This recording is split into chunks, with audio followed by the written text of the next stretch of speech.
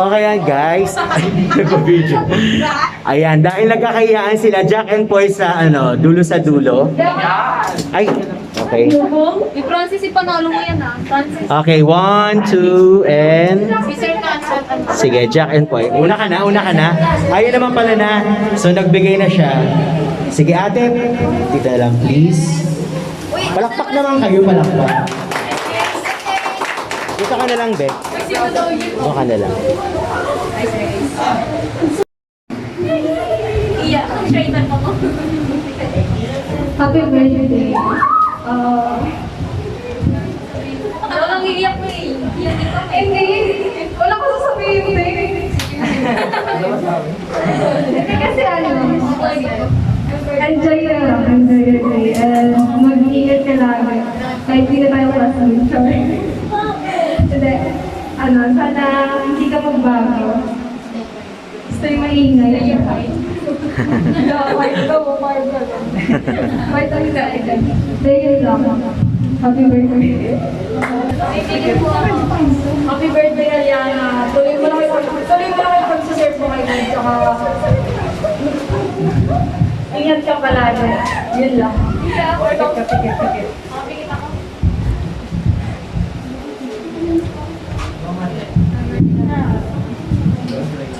Hi, Ana. Happy 18th birthday.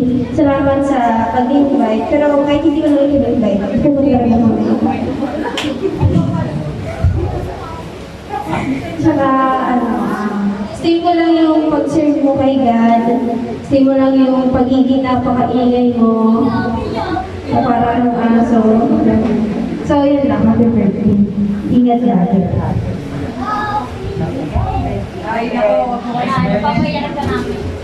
Ayun mga Diana, ito naman sasama sa inyo. Enjoy your 18 years in that stage. Tapos, keep safe lagi and God bless. Happy birthday. Happy birthday, Yana. Interesting ka lang. 8 years old ka lang. Ay, 18 birthday. Happy 18 birthday. Ayun lang. Simula pa lang dati magka-close tayo. Pagpatuloy mo lang yung pagiging makwela na the best ka doon. Huwag ka namin nakilala. Amen.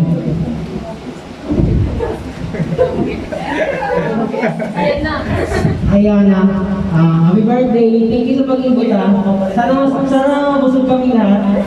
Sana enjoy natin lahat to. By the way, sana hindi ka magbago. Tuloy mo lang yung mga ginagawa mo lagi. Sana pakopya ka pa rin kahit hindi na kami. Sa iyo lang, God bless. Good day sa'yo.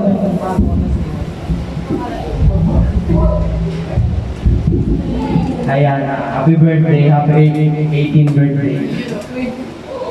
Simula nung klase dyan ng elementary hanggang ngayon, wala pa rin nagbabago sa'yo.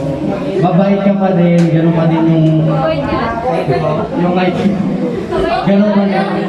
So, stay safe na lang, tapos God bless. God bless. Happy 15th birthday, Yana. Enjoy your day, tsaka sana makapagtapos ka ng pag-aaral at God bless.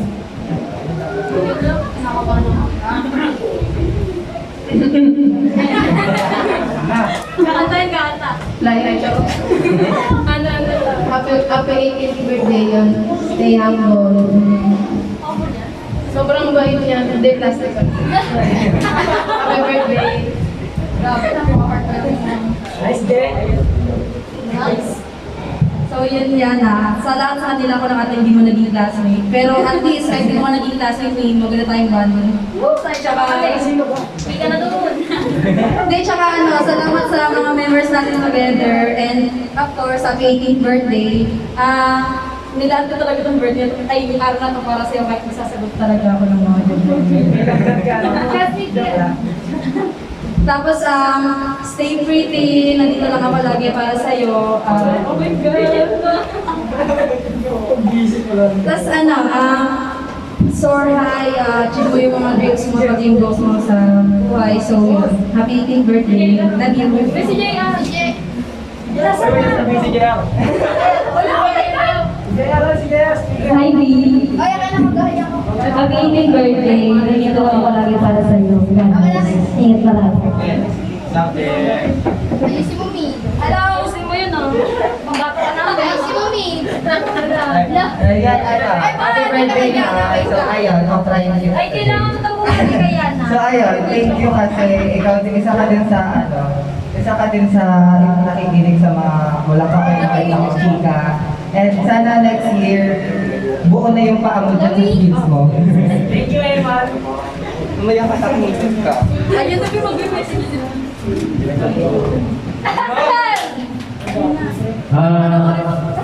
Happy 18th birthday, Isa. Enjoy lang mo ngayong araw na to. Pakabusog tayo lahat. Bakit wala ka dito? Si Jaya. Ay, best si Jaya. Oy, batiin mo. Live ba? Live ba? Live ba? So, salamat sa mga puminta. Kumit na. Type na ba na? Uwian na. Lima kayo. Okay.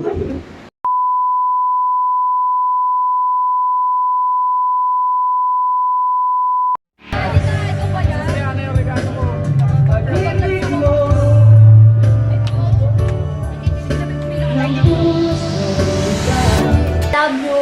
Sana gumanda ka lalo. Sana marami ka ng mga kaibigan sa Amerika. Bye-bye! I love you. I miss you. Hello, ate sa happy birthday. Wish ko kayo itong birthday mo. Pagpatuloy mo yung pagiging mabuting anak, pagiging mabuting ate sa amin, lalo sa kay nanay, lalo mo inaasikaso sa nanay. Wish ko sana pagpatuloy mo lagi pag-aaral mo, sana makatapos ka. Ngayong ganit na 18 ka na, huwag ka muna mag-boyfriend, aral muna, tapos maging mabuti kang ehemplo sa mga kapatid mo. I love you na, happy birthday. Salamat sa Panginoon. Happy birthday. Kasi nung pinanganak ka ng mama mo, pinag-pray ka, nasa ICU ka. Ngayon, 18 ka na, dalaga ka na. Salamat sa Panginoon. Binigyan ka niya ng katalinuhan, pagpatuloy mo. Sana matapos mo yung college, makapagtrabaho ka, tsaka tulungan mo yung mga magulang mo pag nakatrabaho ka na, tsaka yung mga kapatid mo, alagaan mo sila. At bigyan ka pa ng maraming kaarawan.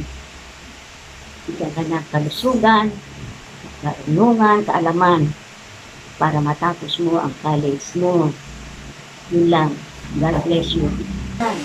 Salamat sa Panginoon. Nakapaglilingkod ka sa Kanya, ipagpatuloy mo being servant of the Lord. At saka nagpapasalamat ako sa Panginoon dahil noon, nag-pray ko talaga na naabutan ko pa ang 18th birthday mo. Diba? Nagkasakit ako. Nag-pray ako. Sabi ko pa, palakasin mo lang ako pa. Maabot ko pa ang birthday ng ako ko. Naitin niya. Kaya, pinupuri ko ang Diyos. Salamat. Glory to God in the highest. Kahit ikaw ay naabutan ko pang 18th birthday mo. Salamat, marami kang kaibigan. Marami ka rin young people na bumati sa iyo. Salamat sa mga tita mo. Salamat sa mga iba pa. Pinsan mo. Bumati sila sa iyo. Salamat sa Panginoon. At yan nga guys, pakinggan na naman natin ang thank you message ni Aliana Nisperos, Aliana Sanz para sa ating lahat. Gusto magpasalamat sa Panginoon at binigyan niya ako ng isa pang buhay at sana po ay magkaroon pa ako ng maraming kaarawan sa susunod na taon. At nagpapasalamat din po ako sa aking magulang, sila mama at papa sa pag-provide ng mga needs ko at mga panghanda. Nagpapasalamat din ako kay Tito Don. Siya rin po ang nag-ayos at naghanda rin po sa aking kaarawan. At si Tita Ruth din po, may regalo rin po siya sa akin na ikakatuwa ko po talaga. Sila Tita Grace, sila Tita Che, at saka si Lola Angge. Niregaluhan po nila ako, saka yung mga ka-churchmate ko, sobrang appreciate ko po yung mga box na malaki. Sobrang, akala ko, wala silang surprise sa akin. Tapos, sa mga kaklase ko na nag-effort din pumunta sa bahay. Ganon. Kahit onti lang handa namin, naging masaya naman sila.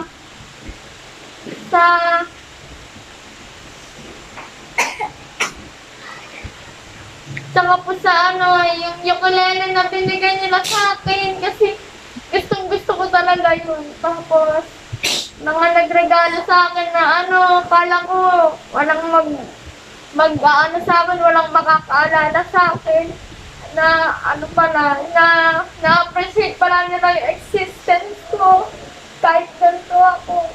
Kaya gusto ko lang magpasalamat. Salamat. Ayan, grabe, nakakaiyak naman yun. At syempre, hindi rin ako papahuli, no? May message ako para sa iyo. Ayan, finally, di ba? Finally, Sam, we made it. Parang kailan lang, di ba, nagpaplano tayo kung matutuloy ba o hindi. Kung gustuhan ng Panginoon na matuloy, so be it. Pero nangyari na nakatayo ay nakadaos na finally ng isang magandang alaala, memorable experience for you. Kasi isa sa mga special day sa mga kababaihan ang magkaroon ng celebration sa kanyang debut at saka yung sa kanyang kasal. Pero napakatagal pa sana ng kasal para sa iyo, no? Magdidibo ka pa lang, so dapat marami kang plano, marami kang mga gagawin pang mga endeavor na gagawin mo sa buhay mo. So sabi nga natin, di ba, you have to soar high, aim more high, ganyan, di ba? So natutuwa ako dahil sana hindi ka nagsisisi na pinalaki kita kasama si nanay na hindi gaano na experience ang maging kabataan na katulad ng iba, no? Alam ko yun, alam mo, hindi ko naramdaman. Pero thank you is to yun, kasi nga alam ko sa ikabubuti mo yun. Sorry kung nag-istricto ako sa iyo, sorry kung medyo mahigit ako sa iyo, wala kang gaano friends, pero akala mo lang yon. So nakita mo sa mga bisita mo, napakarami mong friends kahit na pandemic, kahit na meron tayong quarantine days, lockdown, still, napapasalamat ako sa mga kaibigan mo at nagkaroon sila ng oras para pumunta sila sa iyong kaarawan sa special day. At yan, nagpapatunay na akala mo wala kang kaibigan. So yun, papasalamat ako sa Panginoon kasi naging mabuti kang pamangkin sa akin. Napakamasunurin mo. Lahat ng inutos ko sa iyo ay sinunod mo. Pag sinabi ko na hindi ko muna mag-boyfriend, naalala mo yun. May nagtangka na ligawan ka pero hinadlangan ko. At patuloy ka pa rin sumunod sa akin. Siguro hindi ko pinagsisihan na naging istrikto ako sa iyo. Kasi siguro kung naging maluwag ako, baka kung ano na yung nangyari sa'yo kasi alam naman natin, no, dito sa lugar natin, marami kang mga kababata na hindi masyado naging, bakit ba sabihin? Basta yung mga kasabayan mo ng kabataan, masasabi kong naiano kita, na protektahan kita, no? Naging maganda at naging maayos ang iyong buhay dahil ang isang kabutihan na nakita ko sa iyo bilang pamangkin ko ay yung tatlong iniikutan mo yung bahay, eskwelahan, simbahan. Bahay, eskwelahan, simbahan. So, para kita na hindi ka paghandaan kasi you deserve it talaga, Sam, na bigyan ka ng isang celebration. Alam ko, dati pangarap mo lang yan, nagpo-post ka na sana ganito. At nagpapasalamat din ako sa Panginoon na dahil nga lockdown quarantine, at least yung budget niya ay kakaunti lang. So, hindi ganun kalaki. So, paano na kung ito ay nasa normal, talaga, yung tawag dito?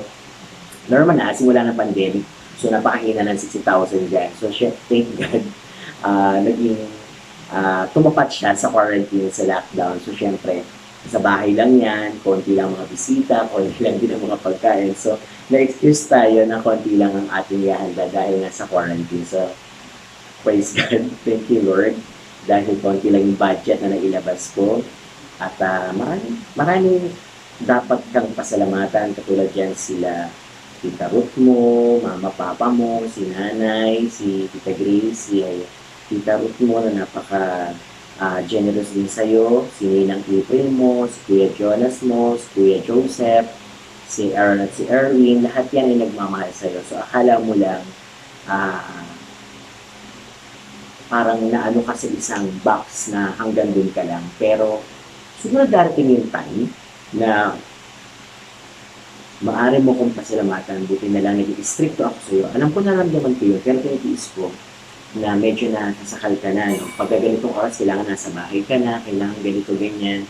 Salamat dahil sumunod ka sa akin. Salamat dahil nag-iisa kang mabuting halimbawa sa mga kapatid mo. At doon ay nagpapasalamat ako dahil sa time na ako naman yung nag-iisa, nagduluksa, ikaw yung aking naging kaibigan. Alam mo yan, yung mga problema ko, mga iniyak ko, ganun ka rin. No, yung mga iniyak mo, alam ko yan. So, naging body-body tayo, naging uncle ni stand-up, saan lugar tayo nagsama, saan lugar tayo nagpunta. At sana mawala man ako dito sa mundo, maalala mo na meron kang isang uncle na nagmamahal sa'yo at nagprotekta sa'yo. At gusto kong makita sa iyong pagkatapos ay maging maginhawang yung buhay at patuloy mong tulungan ang iyong mga mahal sa buhay, lalo hindi kang yung mga magulang at yung mga kapatid. At syempre, sana sa panahon na yan ay nandun pa si nanay at nandun pa ako na Hollywood. Please Lord, ayoko pa mawala. So, yun lang, maraming salamat at ikaw ang binigay sa akin ng Diyos ng isang pamangkin na maganda, na kahawig nila sa Verano, punong. At syempre, nagpapasalamat ako sa Panginoon dahil nandiyan ka para makinig sa tito mo at maraming bagay na sinakripisyo mo rin para sumunod lang sa aming mga magulang mo sa akin. So sana hindi ka magdaling ng sama ng loob sa akin dahil nga nag-iisip ako sa iyo. And yun lang, huwag nang maraming kwento. So thank God dahil maraming pagkakataon na hindi matutuloy, pinagpilitan kong matuloy at kaya ako nakaganito ngayon dahil sobrang nangitim ako sa pagbili ng bulaklak mo kung saan. So I hope nag-enjoy ka, Sam, sa birthday mo, naging masaya ka kahit pa paano. At huwag mong laging isipin na kahit ganyan ka lang, na medyo morena ka, maliit ka. So may mga bagay na ginawa ang Panginoon Diyos na hindi binigay sa perfecto para magkaroon ka ng time para kausapin siya. Kasi kung perfect ka na, hindi mo na kailangan ng Panginoon. So siguro pasalamat ka sa mga imperfection mo, dahil sa imperfection na yan, doon mo masasalubong at makakausap ang Panginoong Jesucristo na ating tagapagligtas na siyang may likha sa ating lahat. So, to God be the glory. Finally, natapos na ang iyong kaarawan. And thank you po sa lahat ng mga pumunta sa kanyang kaarawan. And that's all for today, guys. My dear Gitzers, if you are not yet subscribed to my YouTube channel, please do subscribe, like, and share. Of course, click the bell button for you to notify to my next vlog. Bye-bye! See you till next video content of mine. So, abangan nyo yan sa mga susunod na araw ang aking Divisoria vlog. Bye-bye, guys! Bye-bye!